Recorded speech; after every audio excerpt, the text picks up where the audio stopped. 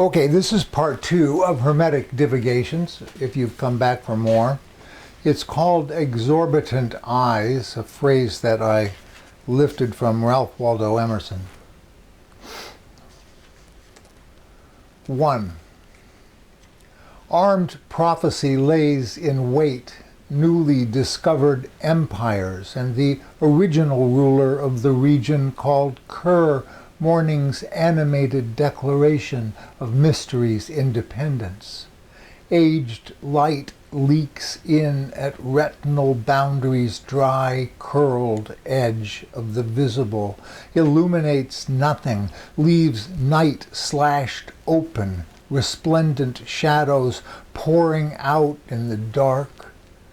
Ancient names and tracks through dunes, scriptural endeavors, mark the love such forms as we can know inside the walls of Kerr, where dung and myrrh mingle with air, and fear of the angel is left to stand on a corner under a lamp, wondering how to get back to fondly recalled ease of suburban glare. 2. Time rejigs, what do you call it? Stance, hunger, for a laugh initiated in the face of angels' names. Fretful traces of humanity vanished. No joke there. That old Platonic magic that he do so well, though questions linger regarding exact status, fret assumes in starry recollections shift and fidget, when the stake is still the secret objects share. Emerson's laugh measures exorbitant eyes, either to close or open, wings rush toward leaves falling in watery passage through occult symmetries and unpublished beauties. Laughter of disparate encounters with reddest rose unfolds unseemly displays of sagging flesh in postures swell and surge. Excessive speculation leads flaccid response into the breach of writing it. Angels' names, right and wrong, fail to show up, leaving her to fend for images of abandoned sky, scattered hope in shapes extravagant attention brings to each twig-like scratch across invitation's blank face, an opening into river's evasion, that clarity of intense, icy transparence and churn.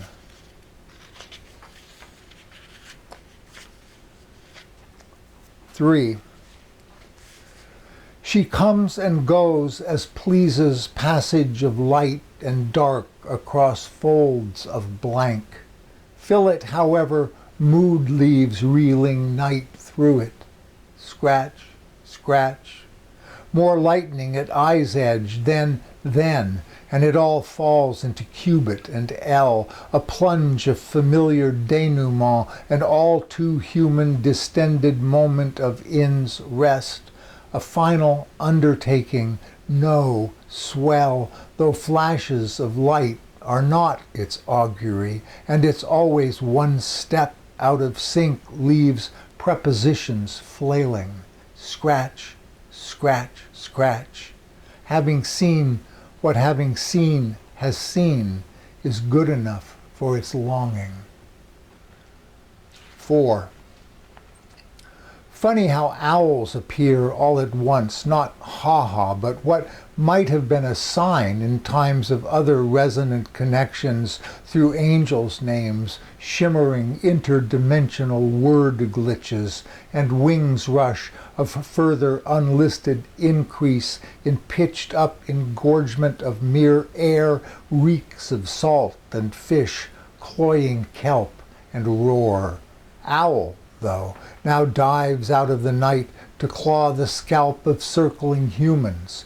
Basta, man, and then turns up at tyrant's execution and in temple's suggestion of raw wounds and arcanum's coney, which rendered as cunt in irregular sea-town geography, no matter divine grace, reception of seminal fluidity is fouled by schoolmarm mental girdles and jug-dentata hallucinations, longing to bring down the seer and leave the common field in ruin.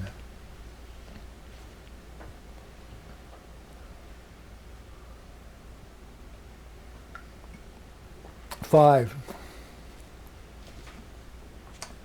Twig and leaf to temple, and wings rush leaps across seconds to connect salt-crusted paradise to a world of angels' names, that old black magic that you do so well.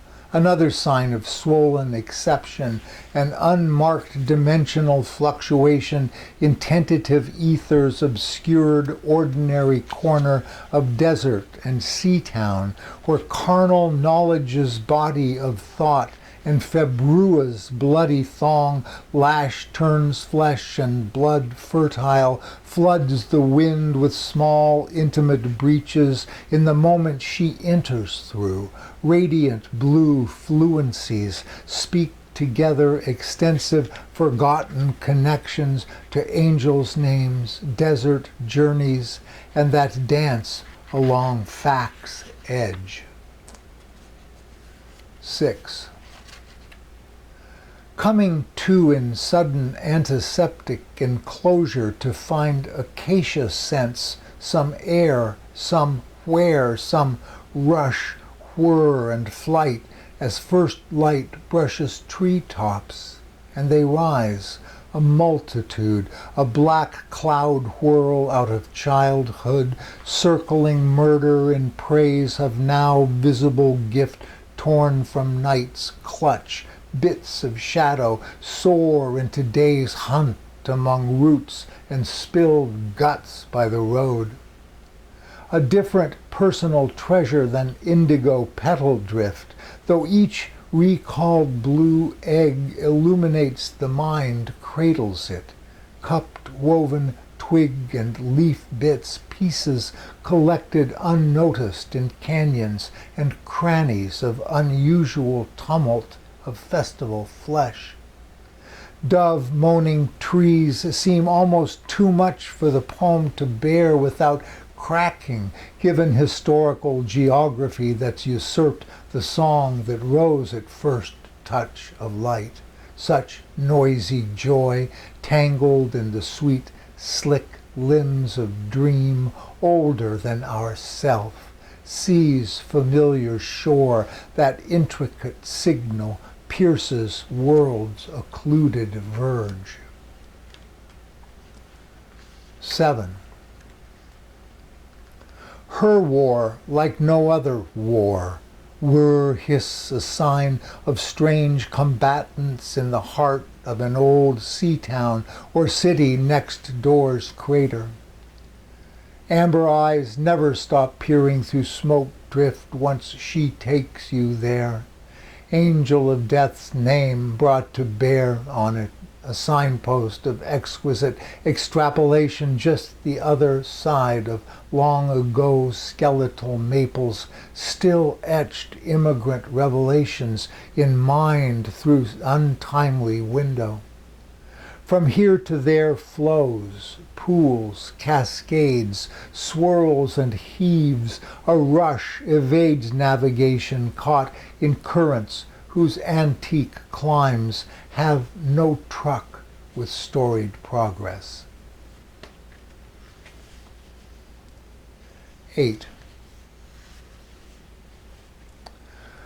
Adrift in angels' names, footprints over crusted dunes, excess of savage rose, in common acts of knowledge wrested from morning's confusions of light. Egypt is a state of mind, and its perplexity concerning the object conceives what we are aware of in terms radiant energy and even splendor bring to the table, unless initiate interpretations are out of bounds, leaving impending baptism in the Nile, transformed into just another dunk in dirty water and cataplastic descants to Dogtown's ancient stone eruptions, disconnected and dumped into bargain basement bins to be picked over and discarded by connoisseurs of fine poetic theory.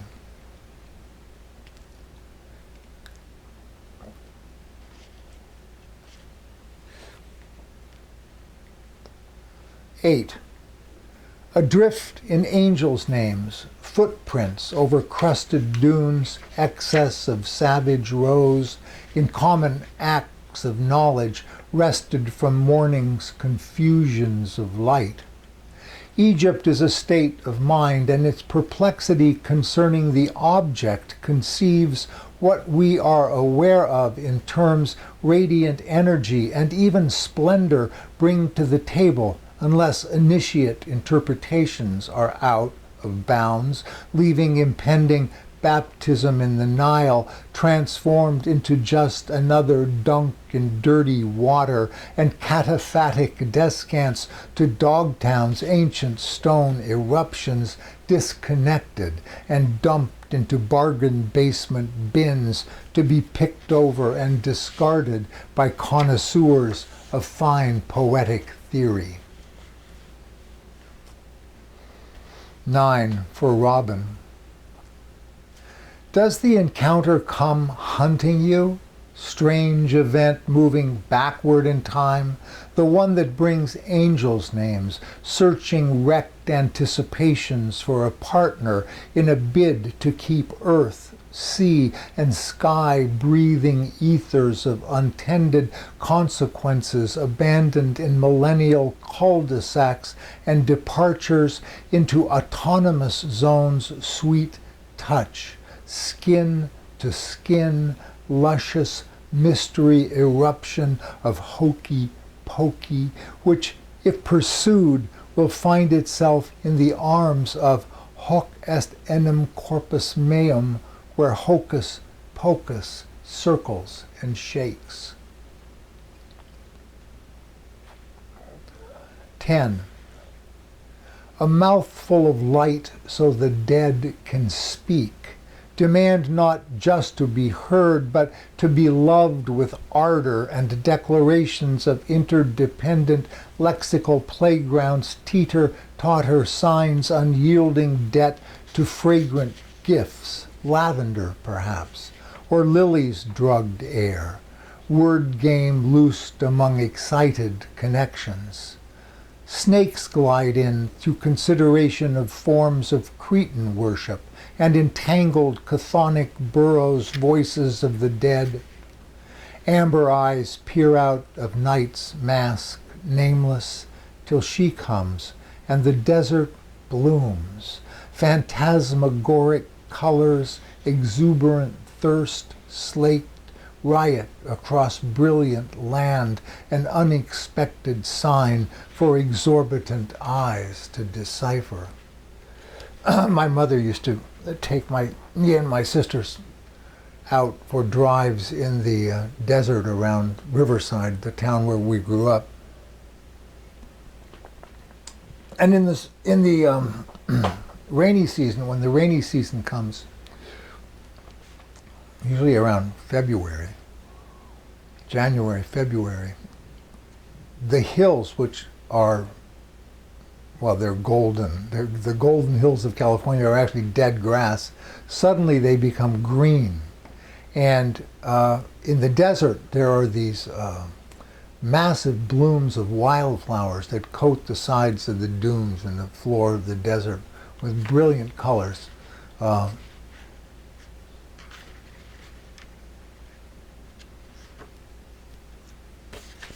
Amazing. We would sometimes stop at to ask for water, or I don't know. I mean, we were quite young, and I'm not sure what my mother was actually doing. But one time we stopped at this old house in a grove of eucalyptus trees, because we needed water, I think. And she knocked on the door, and this old man came to the door and invited us into his kitchen, where he gave us water. And out from underneath his fridge slithered 3 or 4 large king snakes, which he calmed us by informing us that he kept them there in order to keep the rattlesnakes out. The king snakes are one of the few predators of rattlesnakes. 11, for Billy Chernikov. First owls, then snakes, points departure into form, taking reach in finely jointed stride, spine still given in depths or corners, forgotten, but never far from any stumbled over revelation. Here, just around that turn, where desert blooms, into forms flame slithers out of darkness under the fridge in the old man's battered kitchen, banded coral, black and white, to keep, he said, the rattlers out. Wonders mothers take you wandering through, blooming wastes after rare rain, the kitchen a temple, the old man priest to powers still nested in filthy linoleum corners, banded king snakes patrolling threshold of snake thoughts that slither and lick flames consuming orange caress. 12. Antithetical arcanum aside, wobbles, loses orientation, with all its rosy fingers tickling the ivories of ancient pulse along surrender's embrace, the mystery of trust, that thicket of fidelity to previous spines of delicate recollection, required for reception of angels' names, with not even a nod toward degraded human condition Blake saw in the same streets, chimney sweeps, misery faded in the radiance of the heart's logic as it shows up in amber eyes and love's perennial goad embracing further. 13. From quest to contented reeks of sandalwood and pine, fragrant drifts through rooms of former anticipations. Now is a dream come true, and the dreamer never knew what hit him. Say it. Savage rose, gracing constant doom. Un prêtre mis en pièces, battered kitchen, gone under waves of redeveloped, transubstantiated matter, cleansed of motor, mutter, matar, described in official MLS listings as spotless, storied, striking, structurally sound and stunning. Still, she found a way toward honeyed light in tree's heart, undid the spell, and freed mind's forms into generative organs where breath and seed commingle. 14. Knowing a guide requires attention to irrelevant details of unsuspected intervention, those gusts of breath between images of roses and emergent snake. Thraldom gives over abandoned interest in the shadow of eerie rhythms. Take me is never what it seems, nor is away the answer, though it often corresponds to tattered dream flutter blue vacancies, banners of direction's windrose. Who said critique has no place in the lover's bed? Can you find your way alone in a land of lowered skies, pale faces, endless rain, when love's name changes with the leaves and no one answers the phone? Then she is there, angels' names on her lips, stories of war, shattered sky, and amber eyes in the smoke. What is a guide is not susceptible to the usual address, although it may smell of lavender, plain lily, or gardenia in a surprised hand, white, luscious, full of entry into depths of its telling shapes, uniform and form, in and out of light, just as dream remains weave querulous claims on day's unlikely clarities. 15. Where you go is part deflection, part memory of water. Then she is there. War raged, a word of incandescent complications in later contexts she would ignore. Rending earth, sky, erupting, irregular opening, alive with celestial beds, electrical energy, in thrall to visions of the whore of Babylon, and sex beyond acceptable sociological standards of explicable agony and contracted loss of laundry day vulval ecstasis, domesticated and left to electromagnetize politely dancing Freemasons, while exact intellectual components fade into distant mist-wreathed lake, embraces her other harmonious analogy, someone who knows firsthand what was lost when the facts hit the fan.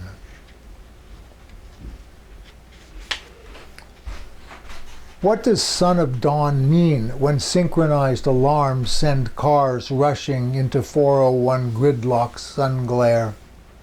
West of Luxor, voices murmur filial ambiguities, while Enlightenment's ambitious children batter the gate, critiques marshaled, hoping to rid the place of story's eternal figures. Different light, or is it the angle? No shadow allowed, no impediment to penetrant eyes. But the names still swell with another light, pressurized to 50 psi, the furor uterinus angels recognize as roughly translated redaction of an arcane treatise on the morning star's beloved array of disguise.